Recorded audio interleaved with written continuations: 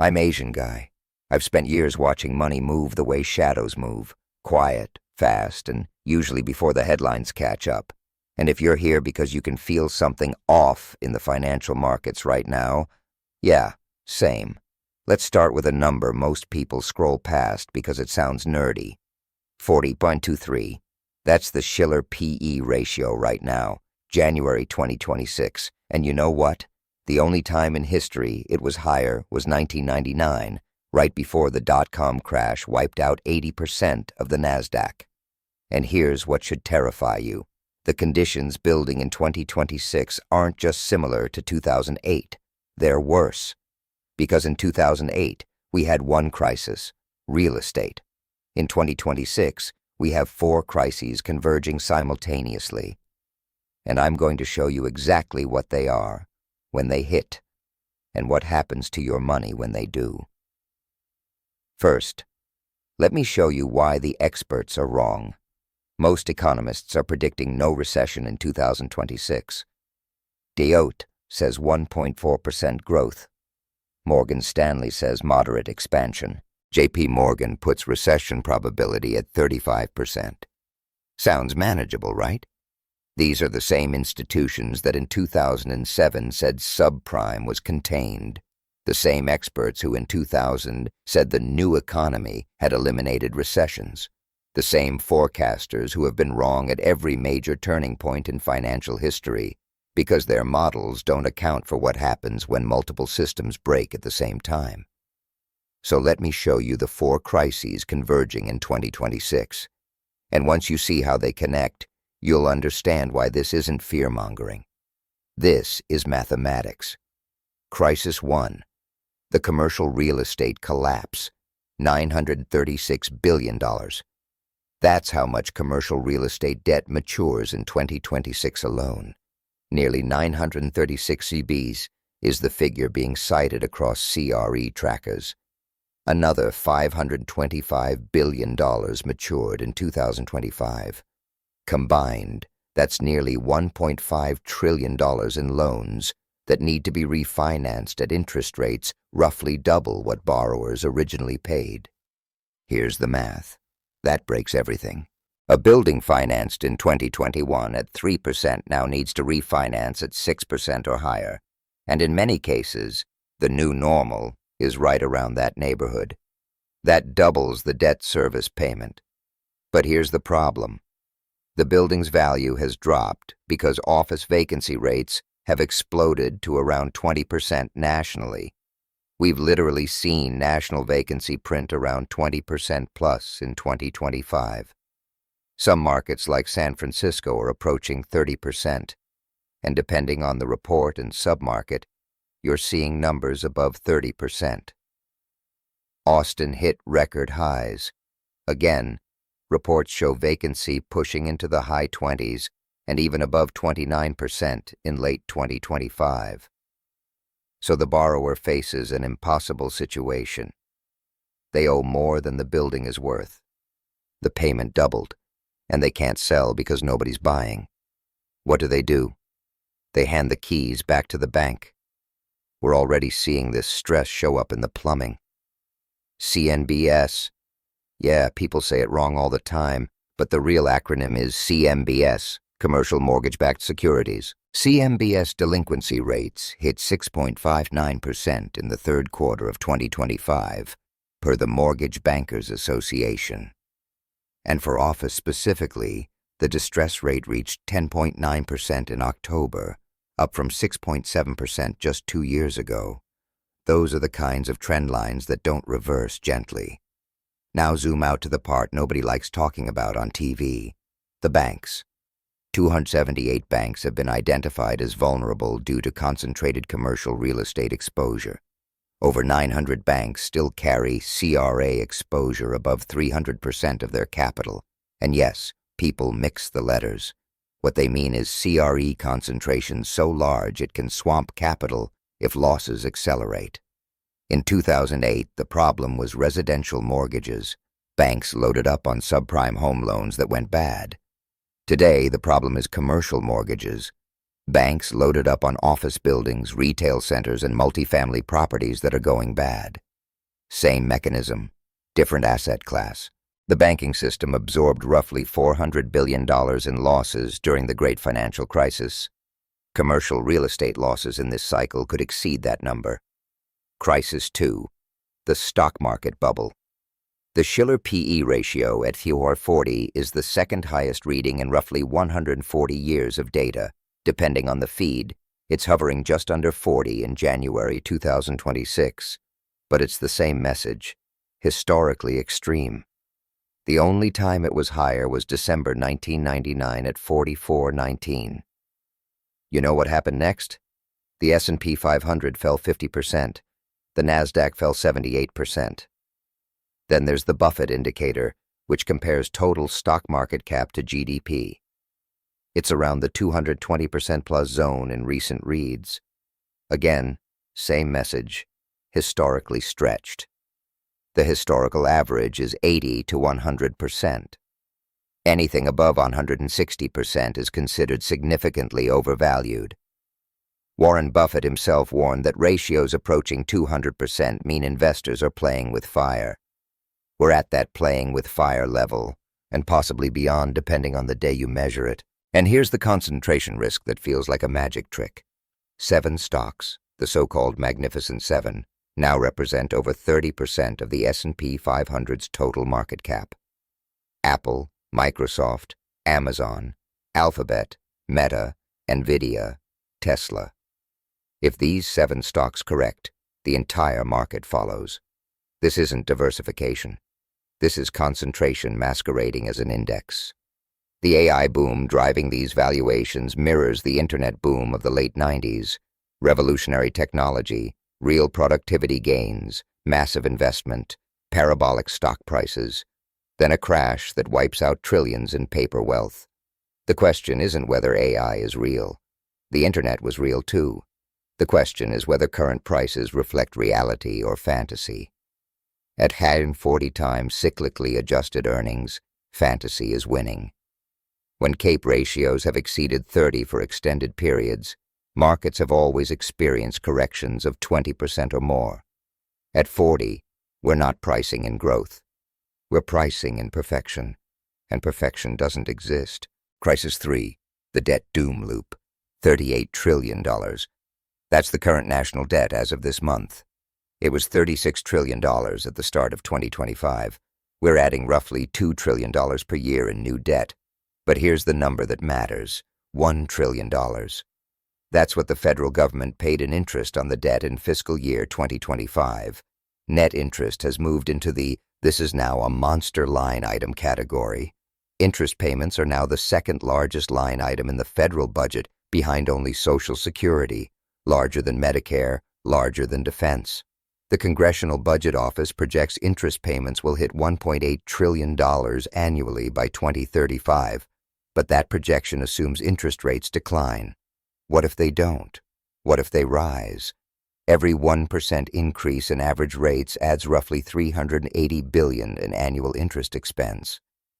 The debt doom loop works like this. High debt requires high borrowing. High borrowing puts upward pressure on interest rates. Higher rates increase interest expense. Higher interest expense increases the deficit. Higher deficits require more borrowing. And the cycle feeds on itself until something breaks. In 2026, the federal government will spend roughly $1 trillion just paying interest. That's $1 trillion that doesn't build roads, doesn't fund schools, doesn't strengthen defense, just services previous borrowing. And here's what makes 2026 dangerous. The debt ceiling was reinstated in January 2025 at $36.1 trillion, and we've already blown past it. Another debt ceiling showdown is coming. Another credit rating downgrade is possible. And here's the part that's not theory anymore. Moody's already cut the U.S. from its top AAA rating in May 2025. We're running out of runway. The 2008 crisis was triggered by private sector debt, mortgages, credit cards, corporate borrowing. The next crisis will be triggered by sovereign debt, government borrowing. That's harder to fix because the entity that normally does the fixing is the one that's broken. Crisis 4, the consumer breaking point. $1.66 trillion in auto loan debt. Yep, that's a real reported number. Average payment of $748 per month, and that's not a meme. It's an actual recent average from auto finance reporting. Subprime auto delinquencies at 6.65%, the highest since tracking began in 1994. 1.73 million vehicles repossessed in 2024, the highest since 2009. And it gets uglier. 28% of trade-ins are underwater, meaning people owe more than their cars are worth.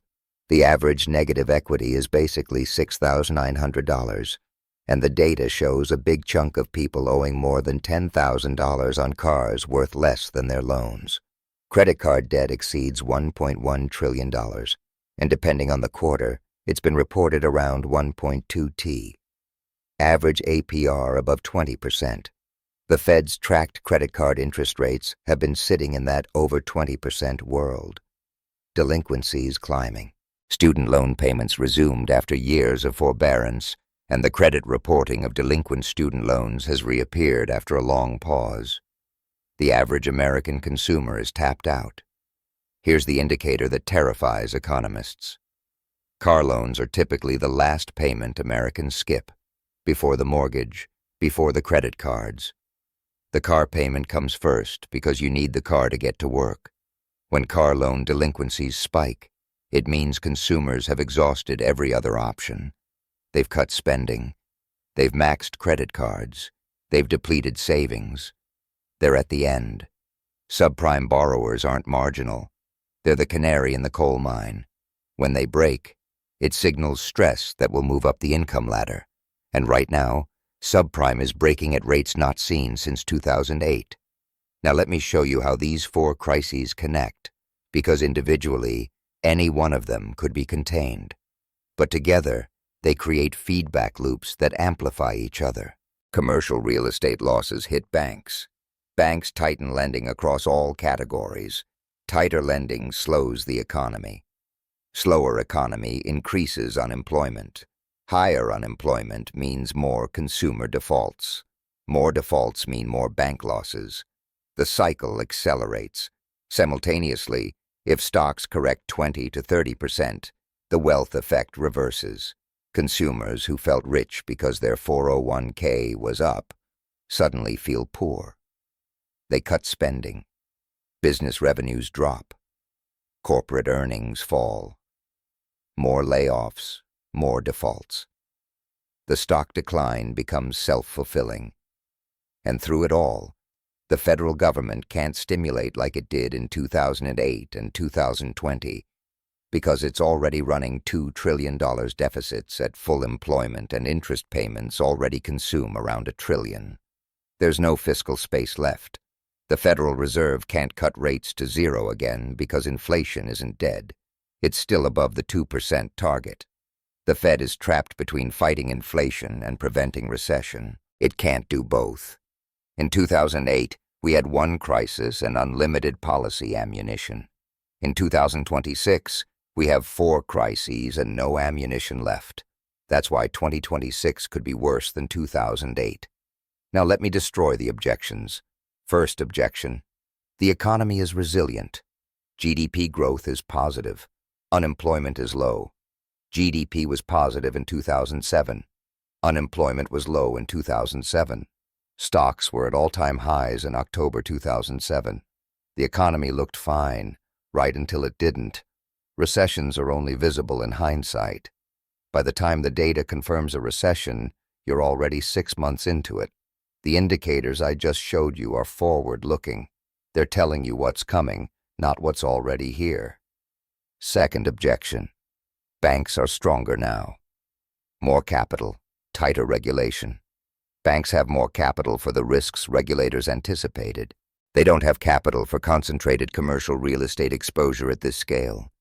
900 banks with exposure above 300% of capital. 278 banks already identified as vulnerable. The regulatory framework was designed for the last crisis. It always is. The next crisis finds the gap. Third objection: the Fed will save us. They'll cut rates. They'll print money. The Fed's balance sheet peaked near $9 trillion. They've been trying to shrink it. But here's the dark corner of the system most people never look at.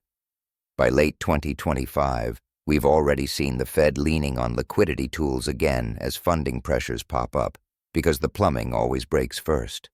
Inflation remains above target. Cutting rates aggressively risks reigniting inflation. Printing money when debt to GDP is already around 120% risks a currency crisis. The Fed's tools are designed for deflationary recessions. What happens when the crisis is inflationary? What happens when rates can't go to zero because inflation won't let them? We're about to find out. Fourth objection. This time is different. AI will drive productivity gains. Technology will save us. The internet was going to save us in 2000. Real technology, real productivity gains. Stocks still crashed 78%. The technology was real. The valuations weren't. AI is real. NVIDIA's revenue growth is real. But when CAPE hits 40 and the Buffett indicator pushes into those extreme zones, you're not paying for technology. You're paying for a story. Stories don't have earnings. Eventually, reality intrudes. So what do?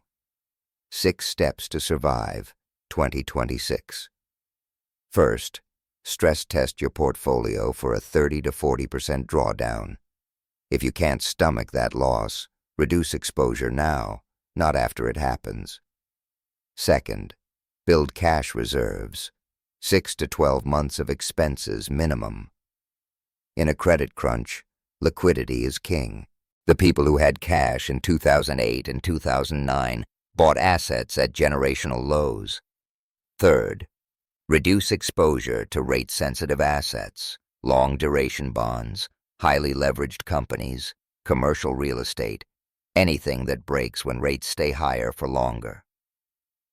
Fourth, diversify geographically. International markets are trading at significant discounts to U.S. markets.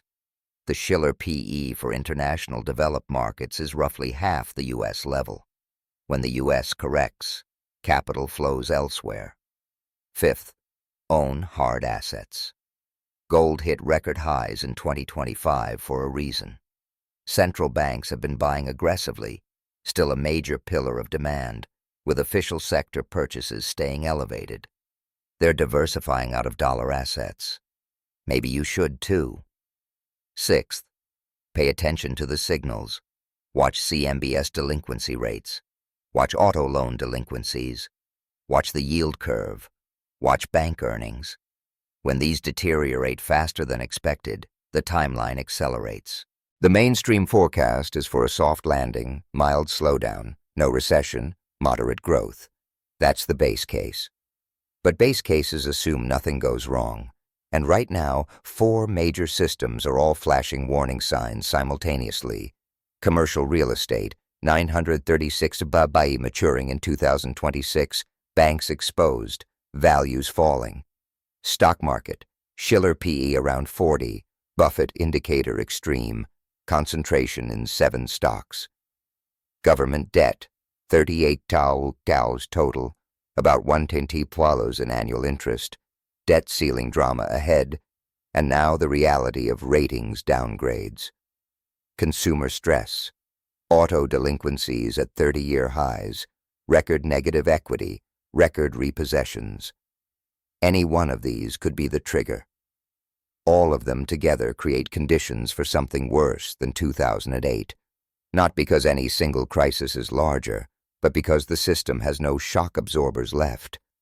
2008 had a crisis and a response, massive fiscal stimulus, zero interest rates, quantitative easing, bank bailouts. Every tool was deployed. 2026 will have a crisis and constrained responses, high debt limits, fiscal stimulus, elevated inflation limits rate cuts. Political dysfunction limits coordinated action. The tools are duller. The problems are sharper.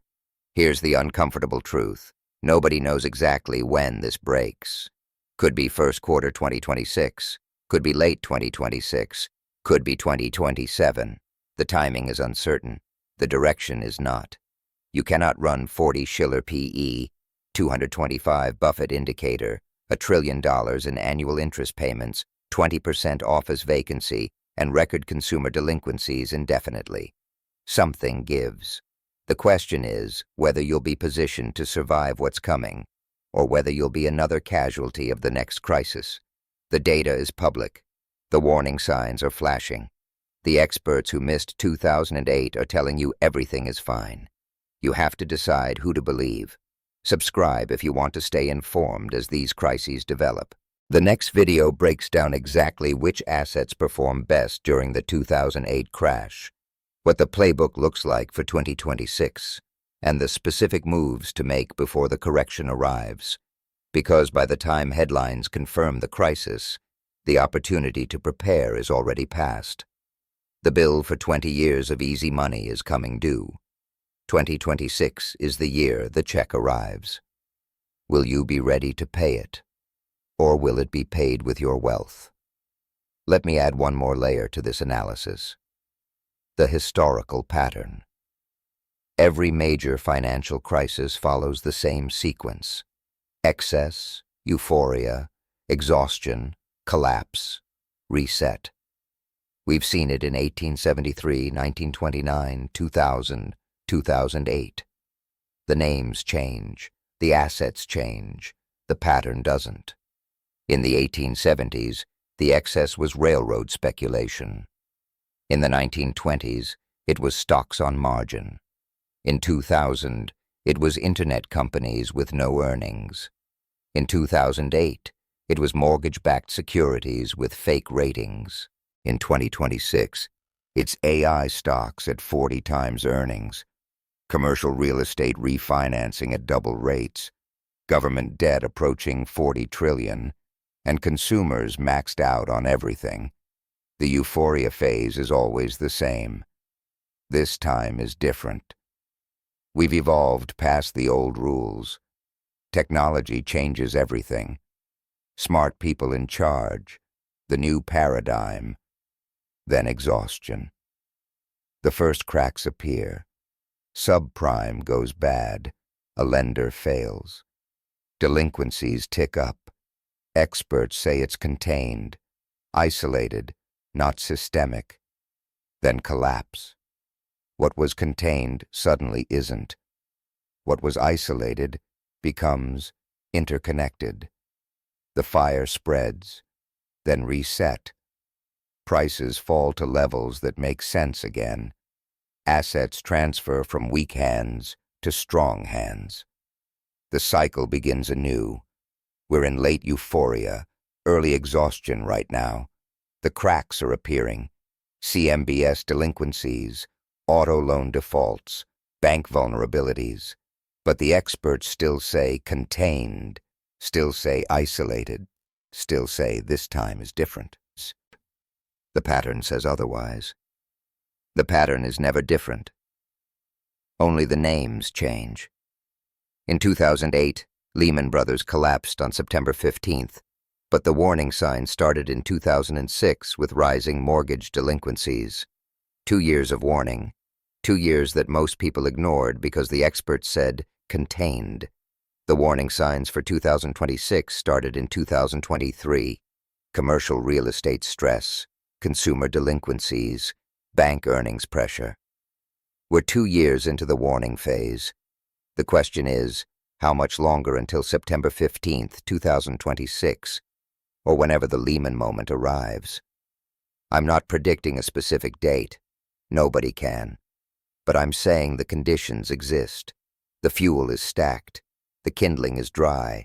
All that's missing is the match. And in financial markets, matches always appear eventually. The prudent response isn't panic. It's preparation. You don't have to time the exact moment of crisis. You have to be positioned so that when crisis arrives, you're not destroyed. You're ready to take advantage. Cash provides optionality. Low debt provides flexibility. Diversification provides protection. Hard assets provide insurance. These aren't predictions. They're preparations. 2026 may be the year everything breaks.